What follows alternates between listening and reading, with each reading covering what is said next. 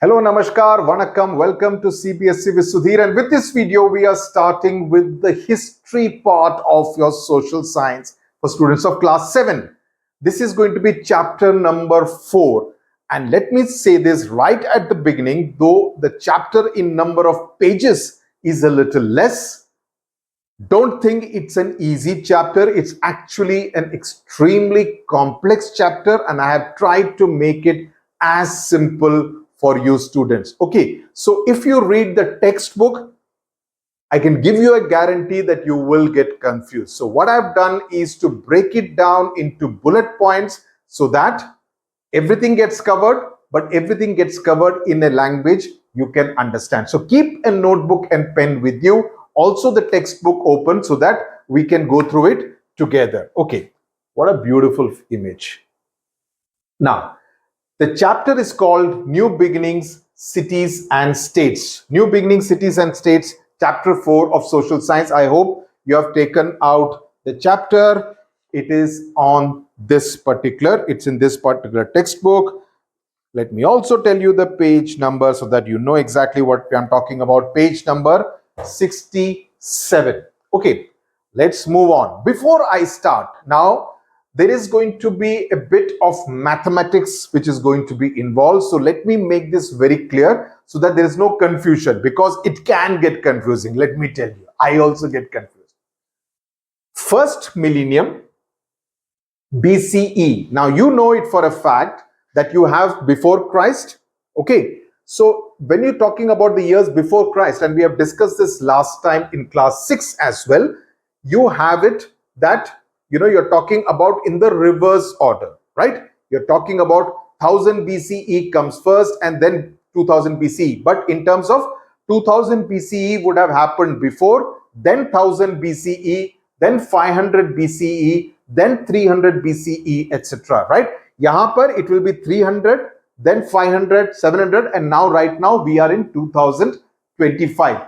Right now we are in the third millennium. Millennium is 1000 years. Century is 100 years. We are in the 21st century. Okay, so first millennium BCE, that is before Christ, is from 1000 BCE to 1 BCE, right?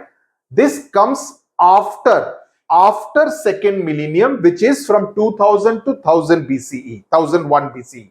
Okay, Harappan civilization or the Indus Valley civilization or the Sindhu Saraswati civilization, about which we studied in the 6th class, that happened between 2600 BCE to 1900 BCE. Let me actually show you this 1 second. There is one particular graph which is quite good.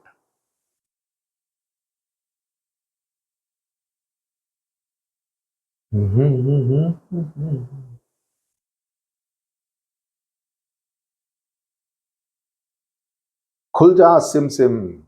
It doesn't open. So slow. Where is it?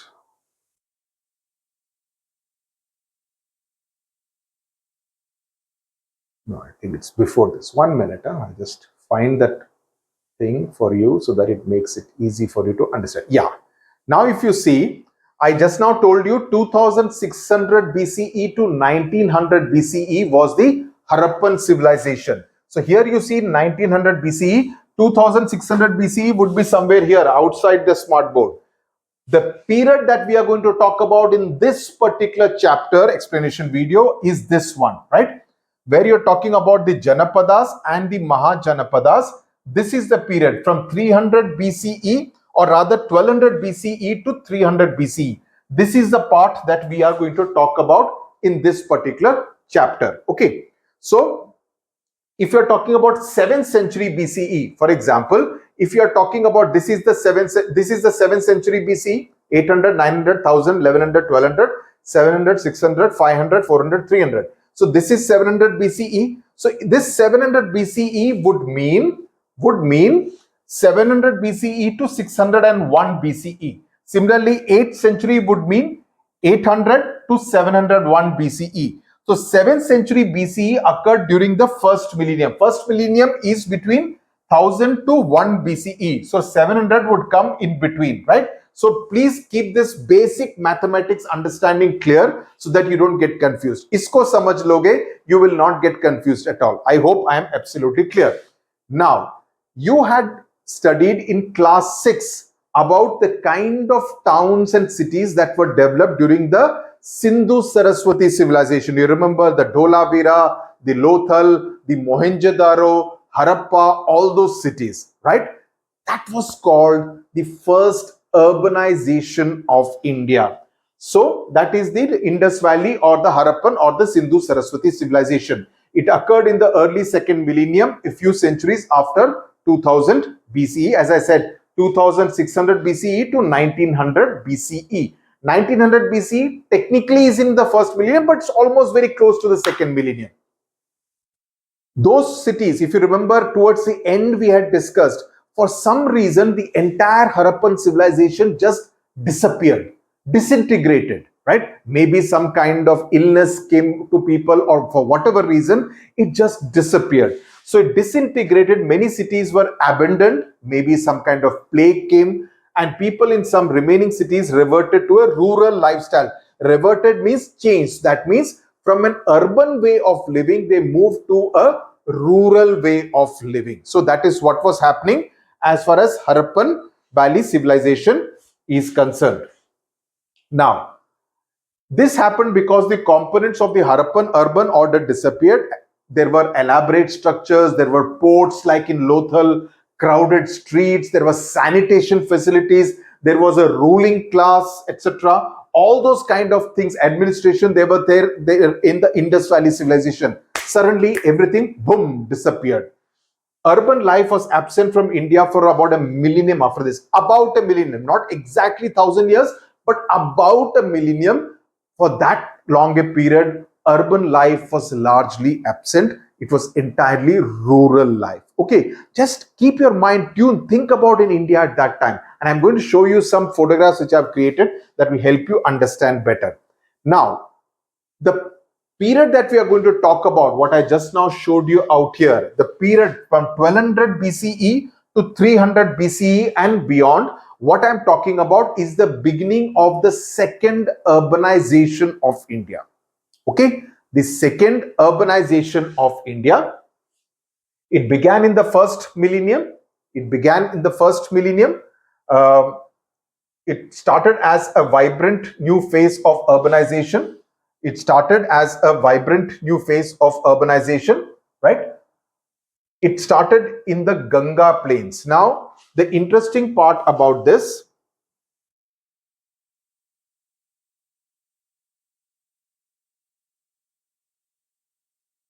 the Ganga plains, if you know today's Uttar Pradesh, Uttarakhand, parts of Bihar, that is entirely the Gangetic plains through which the river Ganga flows. So that is known as the Gangetic plain. Okay, this is a quote by Kautilya, which is basically talking about what an ideal kingdom should be like. It should take care about its people, the economy, the agriculture, the irrigation, the defense. All those things should be controlled and taken care by the king or the kingdom. So that is what Kautilya, also known as Chanakya, wrote in his book Arthashastra. Okay, so what I'm going to now show you is the map.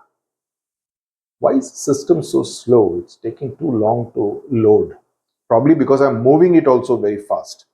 1 minute, I'll just show you the map out here. Yeah, the map number 4.3. Oh, no, not this one. The earlier map. There is one more map. Yeah, this one. So the fertile Gangetic plain. So this you're seeing the Himalayas. This entire portion is the Gangetic plain. Where the urbanization began as part of the second urbanization of India. Parts of the Indus, that is, in present day Pakistan, etc. That was another part. Gradually, it spread to other parts of the subcontinent. It's known from, how do we know about it? From archaeological excavations, we know about it, that this has happened. Also from literature, which is Vedic literature, Buddhist literature, Jain literature, right?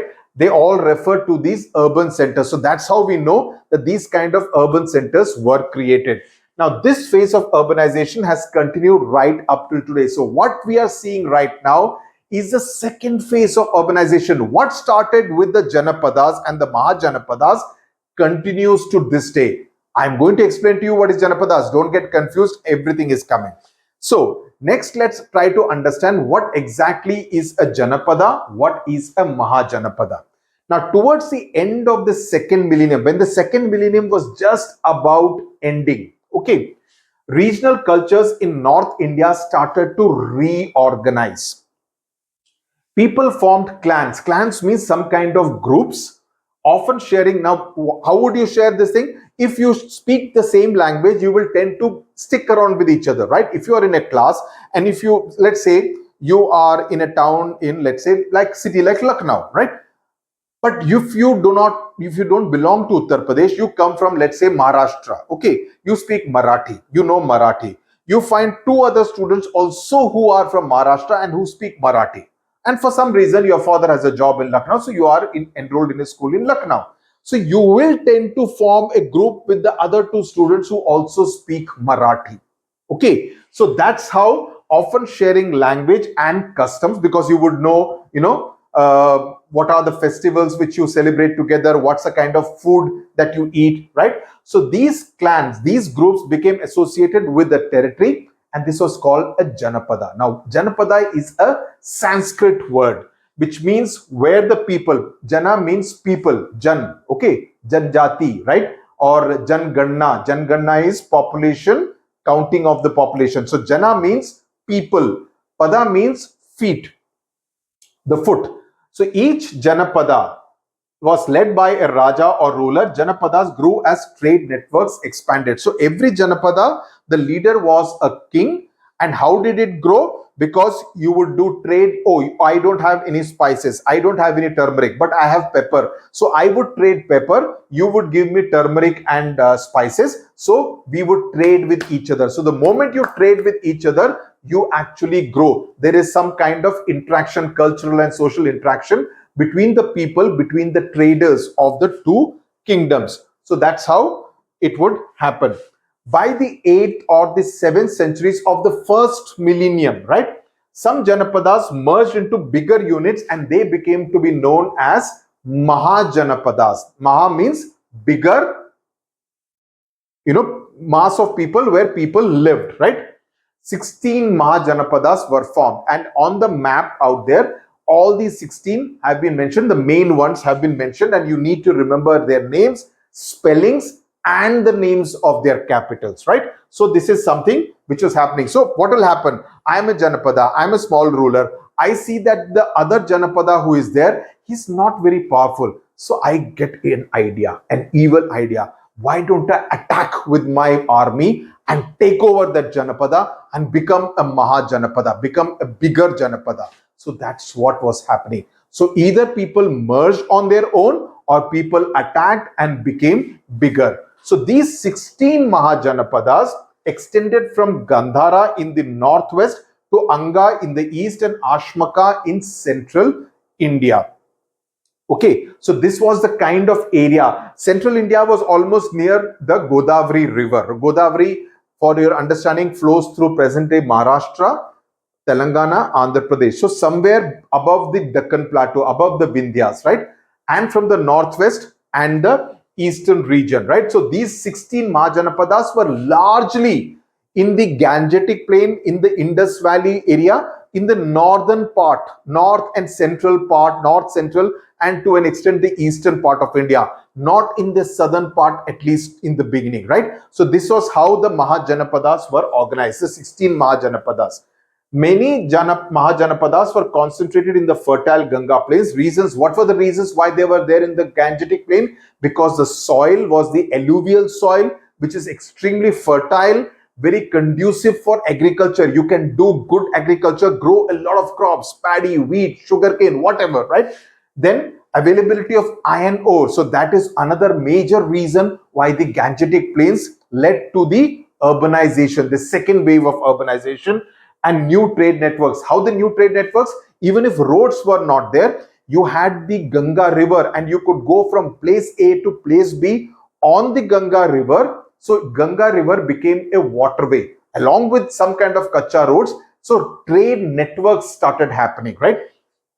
But by 300 BC, the Mahajanapadas ceased to exist, means they kind of did not exist in the way. I mean, they became other forms, but Mahajanapadas ceased to exist.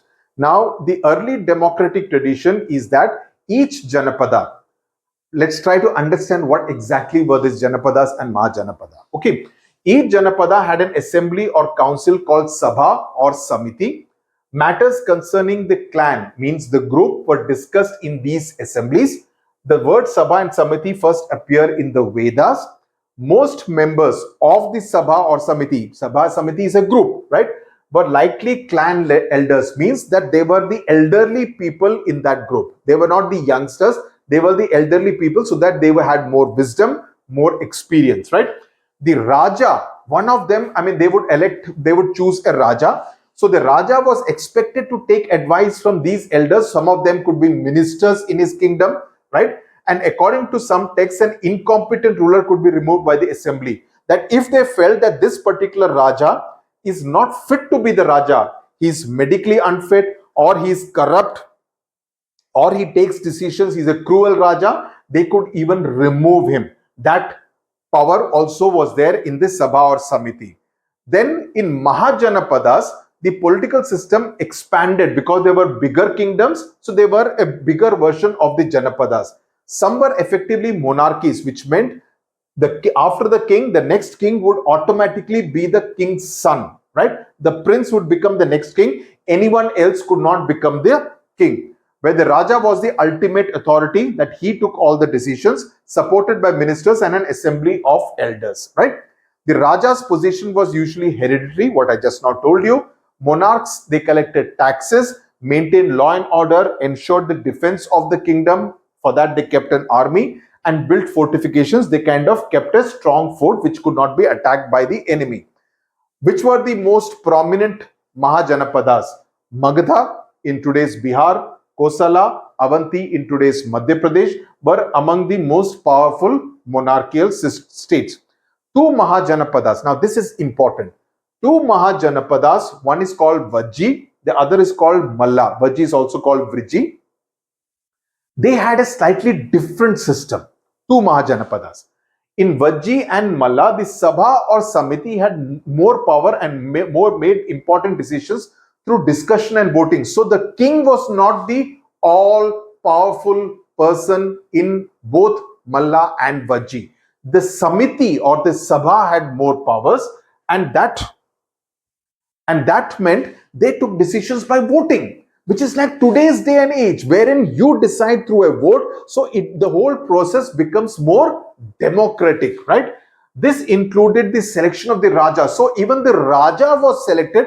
It is not automatic that the prince would become the Raja. The Raja also could be selected by a process of voting, a democratic process. So these states were called Ganas or Sanghas and were not monarchies. Their functioning is sometimes called democratic. It is obviously democratic if they are involving a vote, and scholars often refer to them as early republics. So that is what is called. So this part of this chapter is very important. Now, most capitals of Mahajanapadas were large, well-fortified cities. The capitals, and as I said, the graph number 4.3, in which all the capitals are mentioned, you need to remember the names of all the capitals. Okay, Avanti, Ujjain, then Matsya, Virata, Kuru, Indraprastha, right? So you need to know the names of the kingdom and the capitals very clearly. Okay, so you can see that they are well fortified and large cities. Now, this is important. See, what you are seeing out here is a fort, right? In fact, just last week I was in Vellore, and Vellore fort, if you see, there is something called a moat. Now, this is the outer wall. Here you are seeing water out here. Now, what is the purpose of putting water out here? This is what is called a moat. A moat is a deep, wide ditch where water is filled, and it is filled with water. The purpose is that if the fort is attacked by an enemy army, it cannot come inside so easily. It will have to swim through the water in order to climb onto this fort. And what they would do is that generally they would fill this water with, they would let loose crocodiles in the water so that the enemy forces, soldiers would be scared to get into the water, right?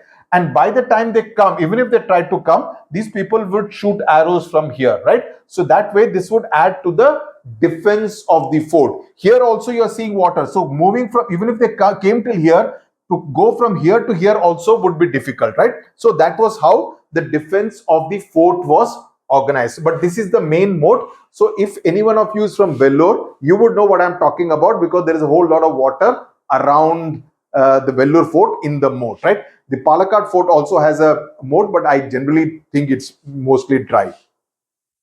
So let's come to urban centers and their capitals, that is there in that 4.3. So what interesting aspect, again, to add to the defense, to ensure the defense of the fort, was that many of the approach ways would be very narrow. If you have ever been to Golconda Fort in Hyderabad, you would find that the approach into the fort is a very narrow kind of a lane. It's not a wide thing. The whole idea was that if an enemy force is approaching, not many of them can get into the fort at the same time. So all these architectural designs were incorporated to ensure the defense of the fort, right? Were kept narrow to control movement. Many of the ancient capitals continue to be living cities today, right? Some 2,500 years old. That's why I mentioned the example of Golconda. Now, these are the examples. Magadha, capital Rajagriha, Kosala Shavasti, Vatsa Kaushambi, Avanti Ujjain, Vriji Vaishali, Malla Kushinara, Gandhara Takshila, Shurasena Mathura, and Anga Champa, right? So these are the things which you would need to remember. The other aspect is that cities also emerged in the eastern part of the Indian subcontinent, like Shishupalgarh, which is part of modern day Bhubaneswar. And students from Odisha, I'm 100% sure you would have heard of Kalinga Empire, which was a mighty empire, right? So that is what we are talking about, and it's known for its strict square plan, fortification, and broad streets. Streets would be broad. What I talked about, the narrow thing, is towards the fort. Then in the southern part of the country, about which we will study at the end of the chapter, cities started emerging around 400 BCE, right? Now, the interesting part is that gradually some innovation started. Now, after this, I want you to study from the textbook, and you will find it easier because I've explained with the help of these bullet points, which makes it easier. Because otherwise, if you read from the textbook, it looks like a mass of words hitting you. But read from the textbook after you have seen this video, you will find it easier. Okay. Now, the age of Janapadas, that is from 1200 BCE to around 300 BCE, you would find that this was the time of great change, and it made a lot of changes as far as Indian civilization is concerned. And a major technological change was in the use of iron. Okay, metallurgy is the science of metals. So iron metallurgy became a major driving force, and you can see in these beautiful pictures how iron is used in the use of swords, talwar, spears, arrow, right? Iron became used because they realized that this was much sharper than, let's say, bronze. You would find different kind of tools, etc., being manufactured at that time. So techniques for extracting and shaping of iron were perfected from the early second millennium BCE, becoming widespread by the end of the second millennium. And iron tools facilitated agriculture. They could use that in agriculture as, you know, different implements to plow the field, etc. They could use that. So they realized that iron was a wonderful metal which they need to use, much better than bronze. They could use that for hunting. That's why they used it in weapons. They could use that for doing things in the army, to hunt and to kill other soldiers as well. The other big change was the use of coins in India. Okay, so the first Indian coins, and these were made of which metal? Not iron, but silver. I've created these two AI images. Of course, the coins were not so big also, but this is just to illustrate the importance of the development of silver coins. So the first Indian coins were made of silver and were called punch mark because they would be punched onto, the image would be punched. And whose image would it be? It would generally be that of the king of that particular Mahajanapada, right? So because symbols were punched onto the soft metal, which is silver. Later coins of copper, of gold also started to be made. And generally each Mahajanapada issued its own coins. But coins from neighboring regions were also used in exchange. Just like in today's day and age, an American comes here, he wants to buy something, he would pay in dollars and that would be accepted, right? Similarly, at that time, if I am a trader and I am going from one Mahajanapada to another Mahajanapada, let's say I'm going from Avanti to Kosala, right? And I want to sell some goods and I trade with my currency, right? With my silver coins, that would be accepted by the traders of that Mahajanapada. So that kind of trade and economy would happen just like it is today. So you see, what is being seen today had its roots in what happened so many hundreds of centuries ago, right? So generally a productive economy with a wide variety of commodities was considered important for a kingdom. So different kind of commodities. I grow rice, you grow wheat. So let us exchange. I sell rice there, you sell wheat here. That kind of thing would happen, right? The next important aspect is the Varna Jati system. What exactly is it? Now, you would find that any society would try to have some kind of a structure. How do you make that structure? So one of the ways in which that structure was done was on the basis of occupation. So complex societies often organize into groups based on class or occupation, right?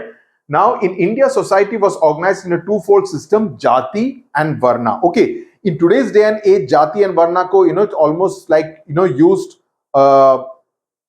almost as synonyms, which is not really true. Because Jati is a group of or community with a specific professional occupation. That is, I belong to this Jati because I follow this particular practice, this particular occupation. If I am a cobbler, I would be part of this particular Jati. So skills were generally transmitted across generation. So if somebody is let's say a Vaidya, his son also would learn from the father and would become a physician, right?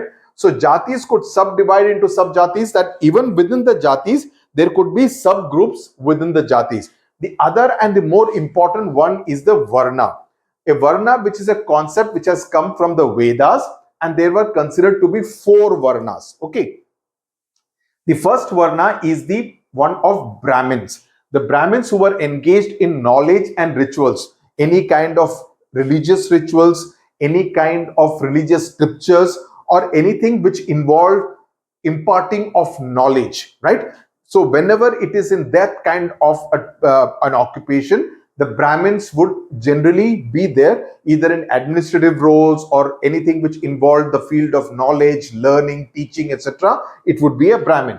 The second would be that of the Kshatriyas, who were involved in defending. They would be part of the army. They would involve themselves in warfare, right? So that those would be the Kshatriyas. The third would be the Vaishyas, who could be a moneylender, who could be a trader, who could be a farmer.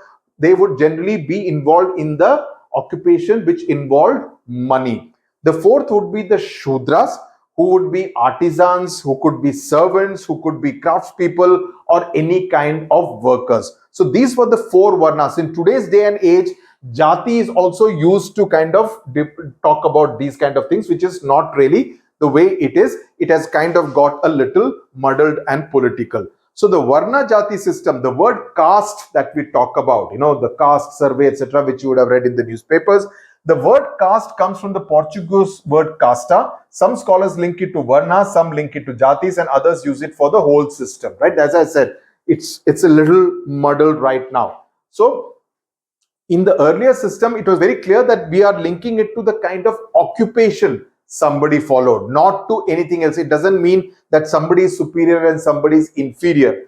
But what happened was, during the British rule, the Britishers used the caste system as a way, the Jati and Varna system, as a way to divide the Indian population. Divide and rule policy. Along with religion, they also try to divide people on caste lines. So that's why caste has become very political even in today's day and age. And while important, this is not the only mechanism at work in Indian society. The other important aspect is to do with trade and communication. Now, important communication routes opened up in the first millennium BCE for trade, for pilgrimage to places of worship, and military campaigns. Now, if you see this AI image, you are seeing the mountains and the river is flowing, and all these guys are taking some kind of commodity, maybe for sale in another Mahajanapada. So, this is some kind of a route which they will use to go from place A to place B. And you can see this guy selling something, this pottery person. So different kinds of occupations which are being followed. So there are two major routes which have been mentioned in literature. The first one is Uttar Path. The second one is Dakshin Path. Okay, Uttar as in north, Dakshin as in south. So the Uttar Patha, it connected the northwest region of Indian subcontinent, that is in today's Jammu Kashmir, northern Pakistan kind of thing, to the Ganga plains and eastern India, that is from the northwest. That is, if you are talking about in this book, if I let me show it to you in this. So if we are talking about this part of India going up to this part of India, this is the eastern part. So this is the entire northern part, right? The second one, the Dakshina Path, started from Kaushambi, crossed the Vindhyas and went south. So the second one would go from somewhere here and it would kind of go down into the southern part of India. So this would be the Dakshin Path, this would be the Uttar Path. Okay, I hope it is clear. The other thing, lateral roads connected to coastal ports which are vibrant trade centers. Now every time you would see that whenever you see, and of course in this it's not visible, the coastal part of India, which is from Maharashtra, Gujarat, Maharashtra, Karnataka, Kerala, Tamil Nadu, Andhra Pradesh, Orissa, Bengal, this is all along the coastal parts, Arabian Sea, Indian Ocean and Bay of Bengal. So that means they all have ports. From ports, you can go to another country in this part of the world, right? Similarly, from here, you can go to the Middle East part. So this became good trading centers, right? So there were roads which were connected from the Mahajanapadas in the mainland, Indian mainland, to the coastal areas in order to ensure that they could also take advantage of the vibrant trade centers. Vibrant means a lot of money was being generated, a lot of economy was being generated. I mean, economy was thriving there. Then the southern part of the country, they were rich in resources like precious stones, gold, and spices. Trading with the rest of India and also overseas kingdom. Please remember, Vasco da Gama came to India. He landed in Kerala in 1498, right?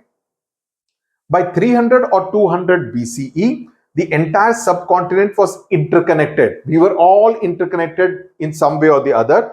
Goods, culture, ideas. How does this happen? Because somebody from the eastern part comes to the southern part of India. He speaks a different language. He speaks a different language. But they try to have some kind of communication. They learn each other's language. They learn about each other's culture, the way of dressing. They start using each other's goods. They learn from each other, so it becomes like an amalgamation and coming together of cultures, right? And from here you go to other parts of Asia, so you become a global citizen, right? That's how it happens, and it is equally relevant even in today's day and age.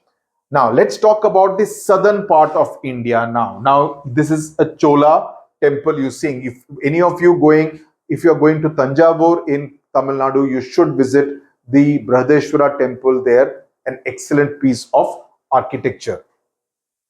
In the southern part, the cities began emerging around 400 BCE, and recent excavations have suggested that there was commercial activity going back, and they were rich, as I said, in spices, gold, and stone, precious stones.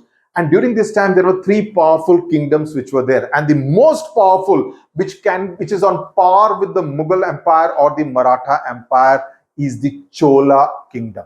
The Chola kingdom, if you have seen Punniyin Selvan of Maniratnam, that's something which talks about it. The Cheras and the Pandya kingdoms emerged. These kingdoms and their kings are mentioned in most ancient Tamil literature. In fact, on the walls of the Tirumala temple of Lord Venkateshwara, Lord Balaji, most of the inscriptions, in fact, all the inscriptions are in Tamil. Okay, so it shows the kind of rich Tamil literature which was been there talking about the glory of God. Then finally, why is this period so very important? Why does this period matter so much?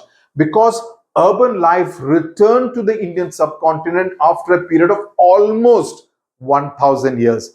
After the end of the Sindhu Saraswati civilization, there was a long gap when everybody seemed to move into a more rural lifestyle. But with the Janapadas and the Mahajanapadas, the second wave of urbanization happened in India.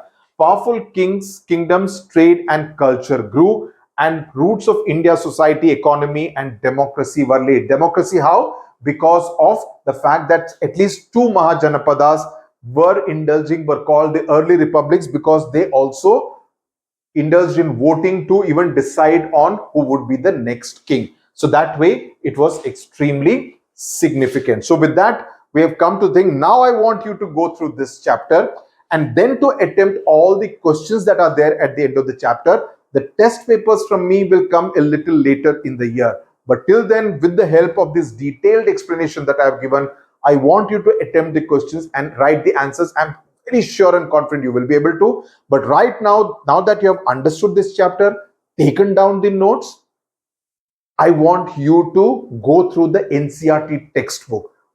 Underline the keywords there also, right? Because as I said, textbook is not, I didn't find it very easy reading. That's why I spend a lot of time to prepare these kind of presentation, so that if I break it down into points, it just makes it easier for you to understand a chapter like this. And as I said, all these names of kingdoms and the capitals you need to understand, you need to remember, because these can come as a